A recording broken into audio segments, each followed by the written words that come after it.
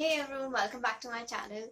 Today I'm going to be talking about female characters that I'm tired of. Now before you start throwing stones at me, let me just tell you I'm not inciting hate. Neither is this video about bashing characters. I know how much we all love certain characters. A lot of the characters nowadays are just blueprints of the same one prototype. This video is just about certain ideals, cliches and tropes related to female characters that has been overdone so much. It's all we see nowadays. I agree that certain cliches and tropes can be interesting if executed well, but that is where the problem arises. Most of the characters take to or can even become doppelgangers of one another because they are so similar in their thought processes, in their actions. Isn't it refreshing to see characters with more substance and meaning? Okay, so the first one is the shy or introverted character. Now, there's nothing wrong with being shy or introverted. I was for the longest time.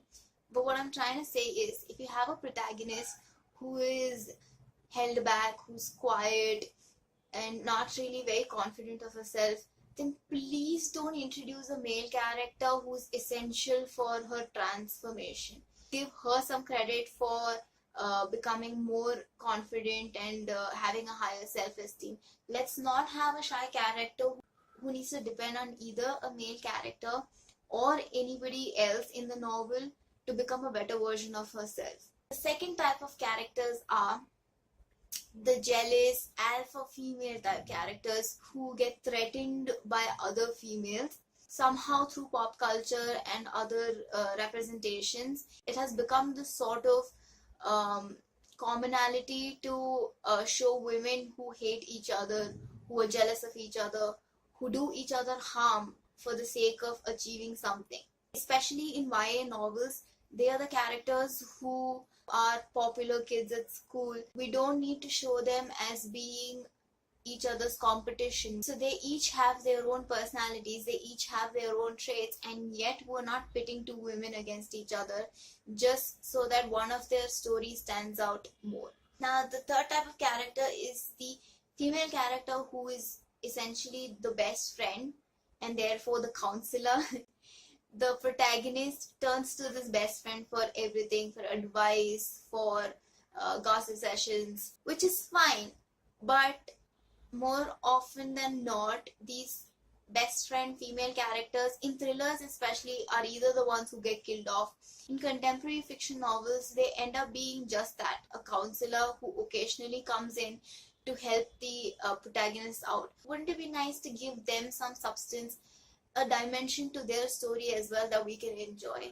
So that's my issue with the best friend character. Usually there's nothing substantial in the story about her, and you could as well as just do away with her and the story wouldn't be affected. The fourth and the last one, the female characters who are brazen and open-minded. The treatment that these forward-thinking and open-minded girls usually receive in a lot of novels is to be tagged as a rebel.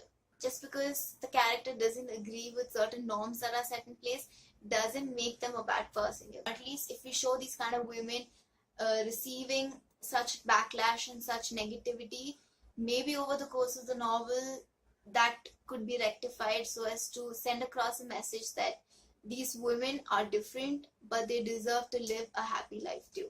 I know that many fantasy novels nowadays have strong, powerful women at the forefront who are praised for who they are, but I'm talking about those contemporary fictions that are much more allegorical of our society. So that's it for this video. I hope you enjoyed watching. Please let me know what kind of characters you're tired of and what kind of changes you would like to see in the books that you're reading. Bye!